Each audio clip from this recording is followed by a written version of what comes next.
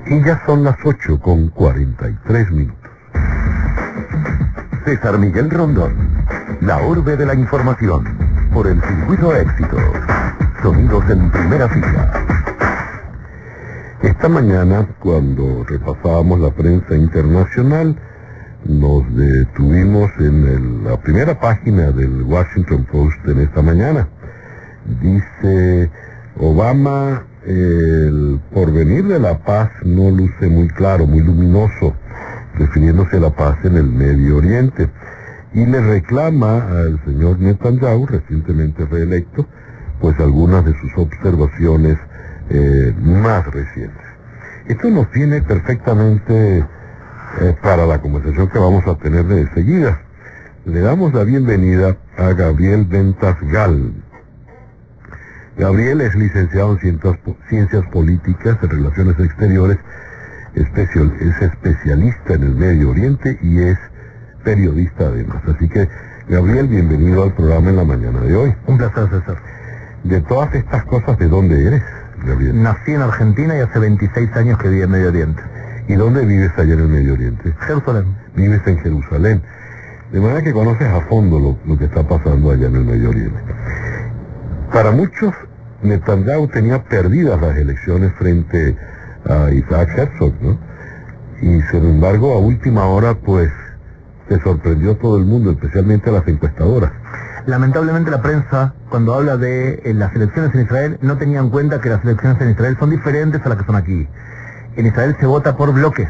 Significa, cuando Netanyahu decía que tenía 21 diputados, de verdad lo que no contaban es todo el bloque de derecha nacionalista, o sea que los votos de él los ganaba otro partido nacionalista. El bloque nacionalista, junto con el bloque religioso, sumaban siempre más de 60 diputados, que es lo mínimo necesario para poder armar coalición de gobierno. Mientras que el bloque izquierda árabe siempre tenía menos diputados. Por lo tanto, no era de sorprender que Netanyahu ganó las elecciones. Pero de todas maneras ganó por un margen estrecho, si la situación no la tiene tan cómoda como antes.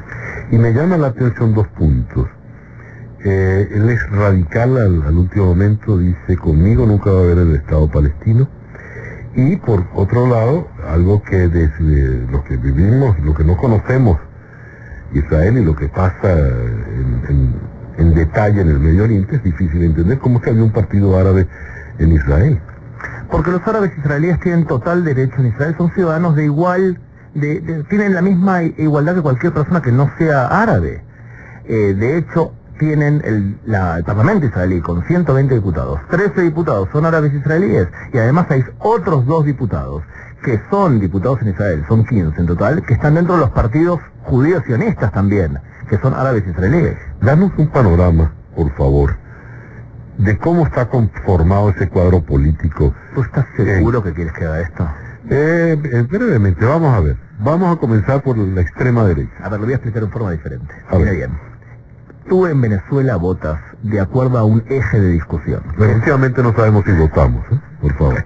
A un eje de discusión de temas socioeconómicos, ¿estás de acuerdo? Sí. Y el mapa de Latinoamérica está dividido en partidos de derecha, partidos de izquierda, partidos de muy izquierda. En Israel tú votas por 5 ejes de discusión. Se discuten sobre 5 temas diferentes. El primer tema es halcones contra palomas. Significa, halcón es alguien que está en contra del Estado palestino o de renunciamientos territoriales, palomas todo lo contrario. El segundo eje es izquierda económica y derecha económica. El tercer eje es Estado de Israel como Estado judío o Estado religiosos contra laicos. Después judíos ashkenazim, judíos que vinieron de Europa contra judíos que vinieron de árabes, o sea, de países árabes. Esos son ejes de discusión diferentes. Eso hace que el Parlamento israelí sea considerado un parlamento multipolar extremo. Significa 5 ejes de discusión, con 14, 15 partidos políticos, y los puedes ubicar en un eje imaginario de izquierda a derecha según el tema que quieres. Según esos 5 ejes, entonces, para limitarnos a lo que ha ocurrido recién, ¿dónde está Netanyahu? ¿Dónde está Herzog? Netanyahu está en el eje halcones y palomas, al centro derecha. Netanyahu lo que dijo exactamente es que él no cree que durante su cadencia se cree un Estado palestino. No dijo que estaba en contra. La mayor parte de la población israelí cree que el Estado palestino se tiene que crear. Lo que pasa es que entiende también que las circunstancias actuales en Medio Oriente no permiten con facilidades. ¿Y sabes por qué? Porque para crear un Estado palestino, cuando ya están dadas las claras cuáles son los territorios, se sabe perfectamente cuál va a ser el Estado palestino, los límites. Para crearse un Estado palestino tiene que haber un reconocimiento de que el Estado de Israel es la cuna nacional del pueblo judío, porque desde el punto de vista teológico islámico esto significa que el conflicto se terminó. Si Mahmoud Abbas mañana reconoce a Israel como Estado judío, a Mahmoud Abbas lo matan. ¿Quién lo mata? El Hamas, que es mucho más fuerte que Mahmoud Abbas. Herzog sería de centro-izquierda. Herzog lo que dice, por ejemplo, es: nosotros tenemos que seguir manteniendo las colonias, los bloques territoriales. O sea, él también está a favor de un Estado en el cual hay intercambio de territorios. Él es de centro-izquierda. La mayoría de los políticos de Israel son de algún tipo de centro. Visto desde el extranjero se los pinta a todos como si fueran todos extremistas.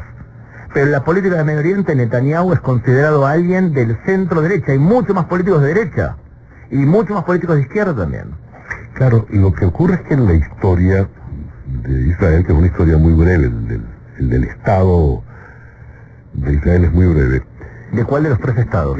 No, del reciente, del que tiene bandera y pasaporte. De ese. Es una historia muy reciente, ¿no? Si vamos, Ben Gurión, todo, es decir, es un Estado desde la posguerra, de la Segunda Guerra Mundial. Los líderes han cambiado de una manera tan drástica, porque de repente los que uno veía que eran como muy radicales de derecha, al final son los que dan los primeros pasos para el encuentro con los palestinos. Uno todavía recuerda las conversaciones cuando Carter era presidente en Washington, y fueron sorpresas totales. En la situación que se está viviendo ahorita, y después de ver estas declaraciones de Obama, ¿qué puede pasar con Netanyahu y Obama, que en definitiva Estados Unidos es siempre su gran aliado? Lo que hay que entender es que la alianza entre Israel y Estados Unidos es una alianza entre pueblos, entre dos democracias, entre la única democracia en Medio Oriente, que es Israel, y una democracia como Estados Unidos. El 70% de la población de Estados Unidos apoya en forma clara a Israel. A Obama le queda 1 año y 8 meses más o menos para poder seguir siendo presidente de Estados Unidos. Netanyahu no tiene límite, puede seguir 20 años más como primer ministro si él quiere y si lo votan los israelíes. Israel ha tenido relaciones buenas con presidentes demócratas y malas con presidentes demócratas. Y lo mismo ha pasado con republicanos. Hemos tenido relaciones geniales, por ejemplo, con Lyndon Johnson o con Clinton como presidentes demócratas. Y hemos tenido relaciones buenas con Bush hijo, por ejemplo. Y hemos tenido relaciones malas con Bush padre, republicano también, y con Barack Obama. La pregunta que hay que hacerse es si Barack Obama entiende el Medio Oriente. ¿Por qué lo haces? ¿Por qué haces esa pregunta? Porque al fin y al cabo la administración Obama ha demostrado varias cosas. Lo primero, no ha entendido los cambios de la primavera árabe. Ha apoyado supuestamente la democracia en el Medio Oriente y lo que ha logrado es que grupos islamistas lleguen al poder.